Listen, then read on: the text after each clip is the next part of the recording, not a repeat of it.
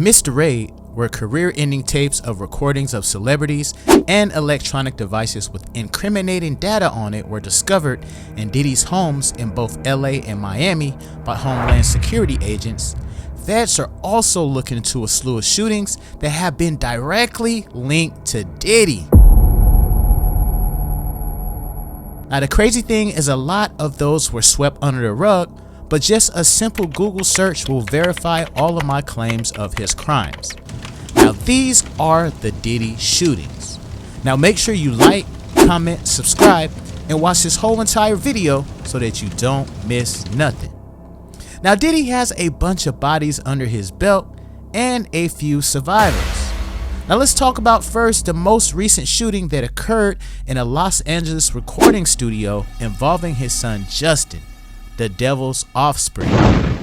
Now the music producer Lil Rod, who was suing Diddy, is doubling down on some daunting allegations that Diddy and his son were involved in a shooting at a Los Angeles recording studio back in 2022, as well as, of course, the allegations of harassment that's been all over the internet. Now Diddy was sued on February 26th by Rodney Lil Rod Jones, a producer on his most recent album, who alleged Combs sexually harassed, drugged, and threatened him while he traveled and lived with Combs from September 2022 to November 2023. In the initial complaint filed in U.S. District Court for the Southern District of New York, Lil Rod also detailed a shooting at a writers and producers camp at Chalice Recording Studio in Los Angeles on September 12, 2022.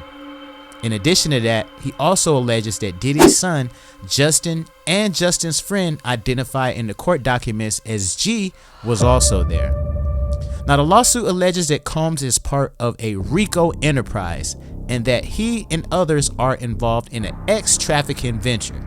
Now RICO enterprise is one in which people or groups act together to violate the Racketeer Influence and Corrupt Organizations Act, which is meant to target organized crime. Now the complaint is the latest legal trouble for Diddy, who has been hit with a number of recent lawsuits, including multiple allegations of assault. Now the complaint filed by Lil Rod accounts that he heard multiple gunshots after a heated conversation in a nearby bathroom at the recording studio. When the bathroom door opened, Diddy and his son walked out and Lil Rod found G lying on the restroom floor in a fetal position, holding his stomach and bleeding out his leg-hip area, the lawsuit said. Lil Rod said he helped the victim up and took him to the front of the studio where an ambulance was waiting out front for him. So far, the Los Angeles Fire Department has not responded to multiple requests for more information regarding the shooting. Now get this, Lil Rod also alleges in the suit that Diddy instructed him to lie to the police and tell them that Diddy or his son had nothing to do with the shooting and that it had occurred while G was outside the studio by a drive-by assailant. Now Lil Rod is standing by his accounts and maintained that G was not shot outside Chalice, but actually inside the bathroom. Now Chalice Recording Studio is also staying mute on the shooting, as they were possibly potentially paid off by Diddy, and they are not cooperating with releasing any surveillance tapes. Now reportedly, the studio was contacted by NBC News and they issued a questionable comment. Chalice Recording Studio is alleged to have sent an unnamed person stating the shooting occurred a half a block away from Chalice and it was the result of a robbery. They also said there are police reports corroborating this, and to please wait for facts to come out before you start contributing to the defamation of our organization. Now Chalice also said when LAPD arrived on the scene, it was immediately determined conclusively that the shooting took place some distance from the studio. Now more information in the complaint also states, citing a media report that claimed G went to the studio after he was shot. But Lil Rod's original suit indicates police were inside Chalice and witnessed the blood in the bathroom, but still went along with the bogus claim that the shooting took place outside of the studio. Now that definitely sounds corrupt. Now included in the original filing are screenshots reportedly showing the aftermath of the restroom where G was shot by either Diddy or Justin Combs. Now, Little Rod also claims that he has the clothing he wore the day of the shooting, which he says could have the potential DNA of the shooting victim. Now, the filing says Diddy and his son Justin were not at the studio when the police had arrived, and it alleges that Diddy and his son hid out and laid low in another studio while police investigated, and that they were the first ones to leave after the officers departed. Representatives for Justin Combs on February 27th, of course, denied the allegations filed in the complaint, which they call absurd and lies, and said there will be legal consequences for all defamatory statements made about the Combs family. Now, that's just like a lawyer to call everything their client did as lies. Now, let's travel back to 1999 when Diddy shot a woman in a nightclub. On December 27, 1999, Shan Puffy Combs and then girlfriend Jennifer Lopez had been celebrating a soon-to-be released album by Shan, aka Jamal Borough, the rap mogul's 21-year-old protege, at Midtown's Club, New York. They were leaving when Combs, carrying a bottle of champagne, accidentally jostled one of the club patrons, knocking a drink out of his hand. The man, Matthew Allen, a street dude known as Scar, responded with a shove. Things escalated. One of Allen's companions allegedly threw a stack of money in Combs' face, and shots were fired, leaving 3 people injured. Combs and Lopez were arrested, fleeing the scene in a Lincoln Navigator with a gun in the trunk. J-Lo was quickly absolved, and although witnesses said they'd seen Combs with the weapon and his driver testified that his boss had bribed him to claim ownership, his legal team, including Johnny Cochran, created enough doubt that Combs was acquitted too. He says, "I don't know if you know this, Judge, but this person, Jennifer Lopez, is a very famous actress," one lawyer pointed out. To think Mr. Combs is walking around with her with a loaded gun is so ridiculous that it stretches the imagination. Now, in the end, it was Shan who served almost 9 years for assault, gun possession, and reckless endangerment, though he did so angrily, claiming Combs had sold him out to save his own skin. After his acquittal, Combs changed his nickname to P. Diddy in hopes of putting the past behind him. In suspected retribution, Allen was shot to death at Footlights, a Brooklyn nightclub, and Shan, who embraced Judaism in prison, renamed himself Moses Michael Levy, squashed his beef with Diddy for taking the fall at Paris Fashion Week, where they attended the Kenzo and Givenchy shows together. Now, recently, one of the victims of the shooting came out and named Diddy as the actual trigger man.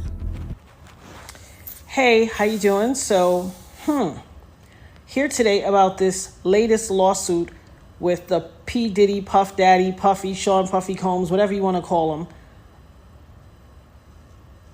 lawsuit that has come out involving the producer Little Rod. So basically his last 2 lawsuits, or last 2 major lawsuits, the one with Cassie, she made mention that Puffy made her carry his guns into nightclubs and wherever they went. And he threatened her to make her feel like she had to do so. And while there were lots of things of importance, that stood out to me. And I'm going to tell you why. In this lawsuit with the producer Little Rod, they were both SA'd by him and threatened and physically harmed. But in this lawsuit, he appears to be a very young producer to me. But he said something very specific. As a means of threatening him, Puffy said, "That's why I shot up the club in New York back in 1999 and let Shan take the fall for it." Let me tell you why that's of utmost importance to me. Because I am the woman who he shot in the face in that 1999, December 27th, 1999, Club New York shooting. I have told everyone ad nauseum since then, even the surgeon who did the surgery to take the bullet. I got shot in my face with a 9mm hollow point bullet called a cop killer. I literally have told everyone and never changed what I said. I watched him. I got pow-powed in the face. I watched him fire the gun. I've said it all this time.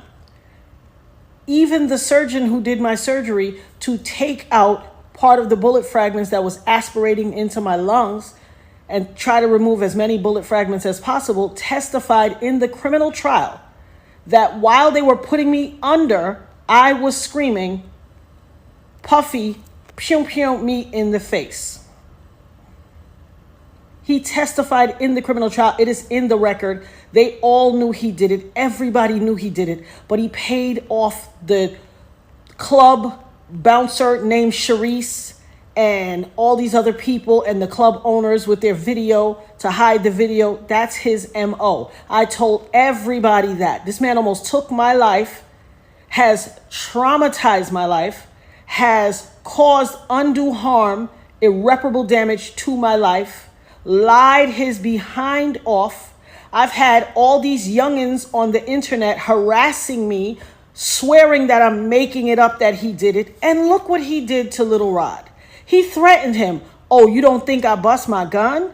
I shot up the club in Club New York and let Shan take the fall for it. I shot them people.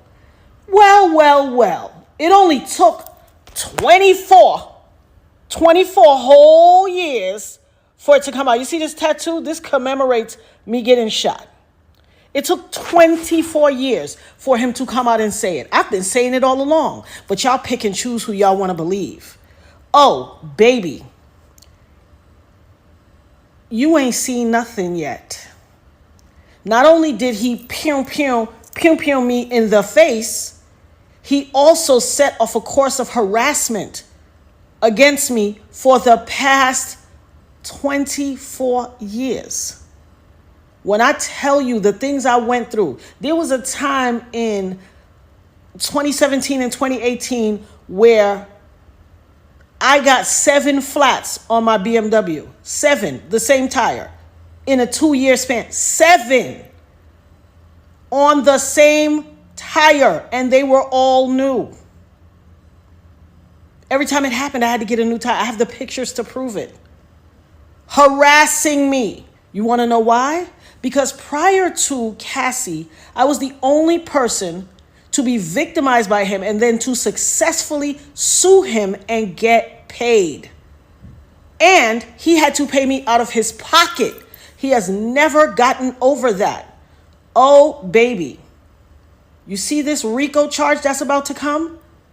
This conspiring and pew-pewing up the club and ruining or attempting to ruin my life? As God as my witness, I will not stop until you suffer every single iota of punishment, until I have every second of recompense that you took from me. For every tear that I had to cry or my children had to cry, I am going to get $1 million back from you. I will not stop until you pay the price for what you did to my life. And for all you people out there on the internet and in cyberspace and in the far reaches of my life or the perimeters or wherever who always like, oh, she just saying that to get some. Hell, what you got to say now? What you got to say now? I had some youngins on the internet that ain't even old enough, that weren't even alive when it happened, arguing me down, cussing me out, calling me everything but a child of God. Go check Instagram. It's there. Harassing my life. Harassing me. Oh, you lying. He ain't do that to you. You just want clout. You just chasing clout. What is that to chase clout about? How is that clout chase worthy? It doesn't even make sense. Well, I guess it would make sense in this new generation. But you better believe I will have my say. I will have my say. Hashtag having my say. Hashtag the dopest nerd ever. Hashtag Eb Talks. Y'all ain't seen or heard nothing yet. Now, just a small percentage of Diddy's victims Now make sure y'all drop in the comments, man, who y'all want me to cover next, because I'm pretty sure there's a lot more people out there. Y'all let me know how y'all feel about this, man. Don't forget to like, comment, and subscribe on the videos. Share these videos, and I'm going to peep y'all on the next one. Holla. Can't get enough? Click on this screen to watch even more great content. Don't forget to subscribe to this channel, and you can also catch my clips on my other channel, the Lionel B Show Clips. And you can stream my audio on the go on Spotify, Apple Podcasts, and all other major podcast platforms.